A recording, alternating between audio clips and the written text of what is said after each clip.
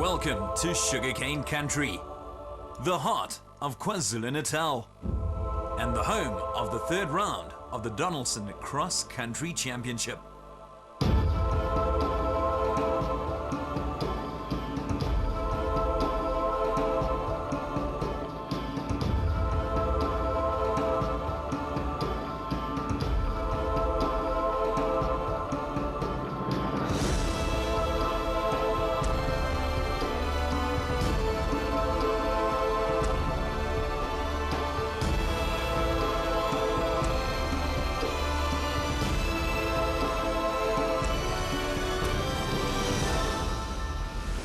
The Toyota dealer Sugarbelt 400 proved to be a great outing for Chris Visser and Jaapie Badenhorst from Ford Racing.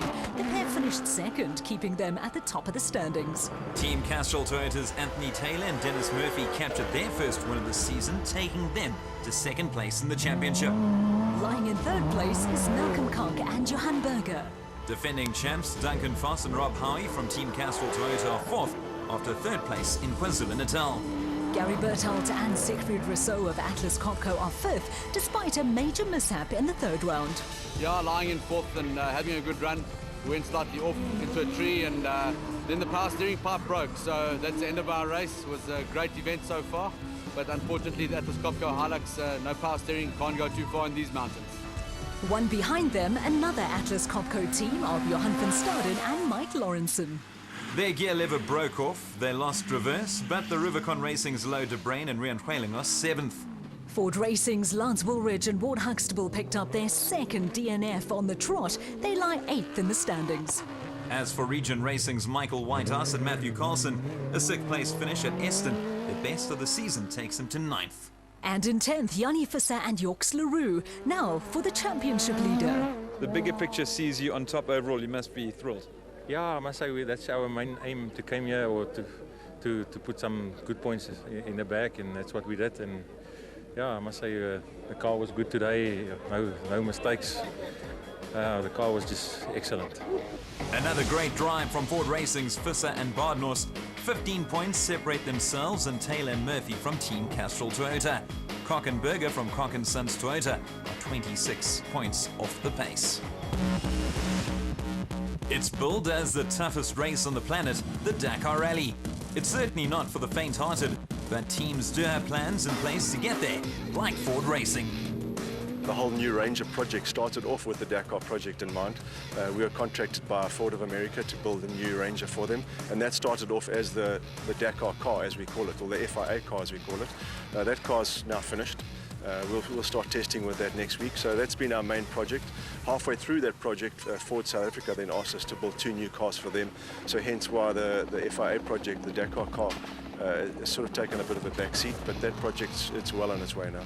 Looking at the likes of Toyota having done so well in the Dakar field, even just within the last couple of years, that must certainly be a massive motivation for you guys. 100%. If we see how well Toyota have done, and even Nissan in the past, how well they've done, that certainly gives us a good feeling that we've really got competitive cars. We know what we're doing in South Africa, and for us to go out and beat Toyota locally, it makes us even more excited to know that we've certainly got the goods, we've got the car, we've got the team to go and do it. It's just a matter of getting all the rands together, which is the difficult part. Then there's Toyota South Africa. Now, there's no doubt that you want to defend your crown in the championship, but there is a greater goal, namely Dakar. Oh yeah, we continually developing there, and things that we've done for this race are some things that we might use in the Dakar at the end of the year. So that development's ongoing, and we're getting our sort of objectives sorted, and all the plans finalised. We've already started booking rooms in South America, so yeah, we're in full swing in that as well. I'm sure every race leads to an extra tweak looking ahead to Dakar. How have things been? Yeah, they certainly do, and we're continually thinking about it. Every time we go out and test, and every race, we've got a few things on the car, so it's all going to the end result, we hope. But we've got the right ingredients, and we've got the right test area, and all the ingredients in South Africa, so we'll see. We'll do our best, and we'll see what happens at the end. Regent Racing also has Dakar aspirations.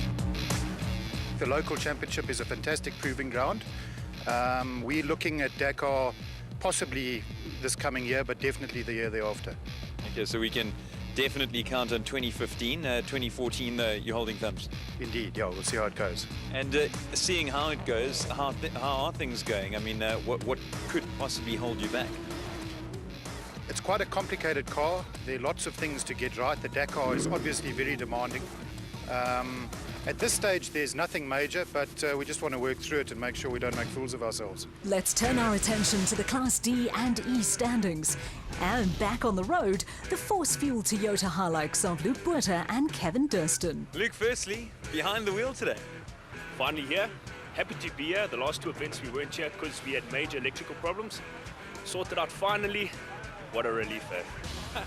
And behind the wheel at a national event, are you excited? Absolutely excited.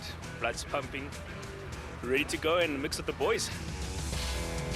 Mixing with the boys, and two of the biggest boys you're likely to meet are the Horn brothers, Johan and Vanna. The Malelan Toyota pair were at their brutal best at Aston to clinch a win.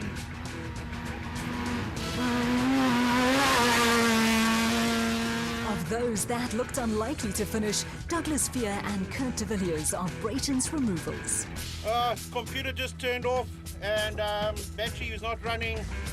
I don't know what's going on. I think the battery might have, we think it's a dry joint or something, but there's absolutely no power. Stone dead. Impressively, their Toyota Hilux was up and running soon after, and they were the only team to finish in Class E.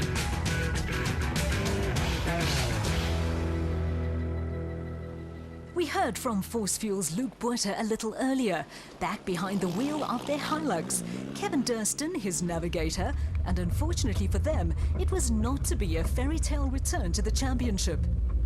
A heavy roll putting an end to their race. And a real baptism of fire for the pair, Buerter finding things a lot more difficult in the driver's seat. So we had a bit of an electrical problem the entire race. Started yesterday, we thought we sorted it out. She was dying on us, and then she started accelerating by herself, resetting the ignition the whole time. Then she accelerated by herself into a corner, tried to save it, but we went over and we're all okay. It was a fantastic ride. The Oosthuizens, Jack and Sorrel, suffered a similar fate in their Land Rover Defender. Having captured a total of 24 points in their first two rounds, their participation in the Toyota Dealer Sugarbelt 400 Round 3 of the Donaldson Cross Country Championship featured disaster.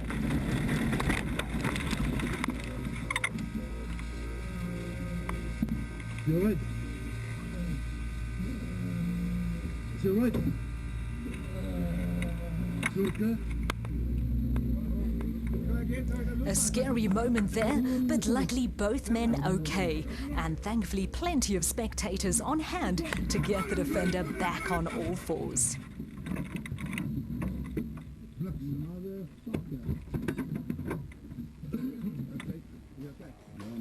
Almost unbelievably, they made it to the finish, putting them top of the Class D and E standings on 33 points, 9 clear of the Trisome Toyota pair of Jason Fenton and Vincent van Alleman, while Ford Racing's Dirk Putter and Jacobus Klaassen are leading Class E on 22.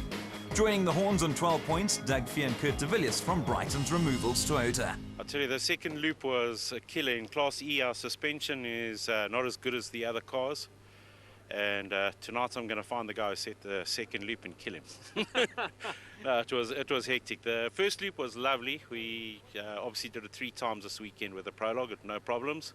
But that east loop in this car, it was death. Let me tell you, it was really bad. He had a good finish. I mean, you can blame the second loop all you want, but I mean, it wasn't too bad. Yeah, the other 2 Class E's unfortunately didn't make it. I believe the one rolled just before the DSP. But once we saw them on the side of the road, we backed right off and just made sure we brought it home. Take it easy and just guaranteed a finish. In the past, we've seen the likes of Vinegar, Fani de Villiers, John T. Rhodes, Natalie du Toit, Heinz Winkler, Roxy Lowe and Stefan de Blanche take up the celeb challenge with Archie Rutherford. And this time around, it was the turn of Stefan de Blanche again. Now, I work with him quite a bit, and he is so excited to have been given a second bite of the cherry by the Regent Racing team.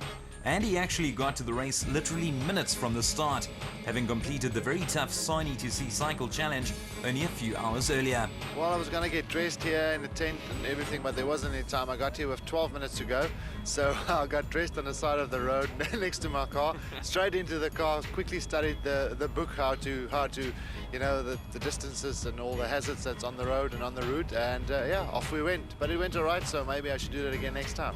Well, I caught up with Archie on my way here to chat to you, and he is raving about you. He said you weren't flustered whatsoever. You're cool, calm and collected. Facing the haka compared to taking part in the Donaldson Cross Country Championship? Wow, I'll be honest, this gives you a bit of a rush. In the beginning you don't know what the car can do, so you're really nervous, but once you see what these drivers can get out of these cars, it's unbelievable. So yeah, I think I'll rather face a haka than go in one of these cars. Despite the lack of preparation, the Regent Racing Celeb team finished 11th overall in the production vehicle class. Not bad considering almost half the field failed to finish. Stefan, how was that? Yeah, it was a long day at the office. It was tough and hard and fast and wet and slippery. But you know, we got through it. We had a bit of problems with our power steering. We broke it 65 k's into the race, but somehow we managed to get into the pits. They fixed it up for us and we finished the race. It's the second time you competed in the Donaldson Cross Country Championship. How does this compare to your last one?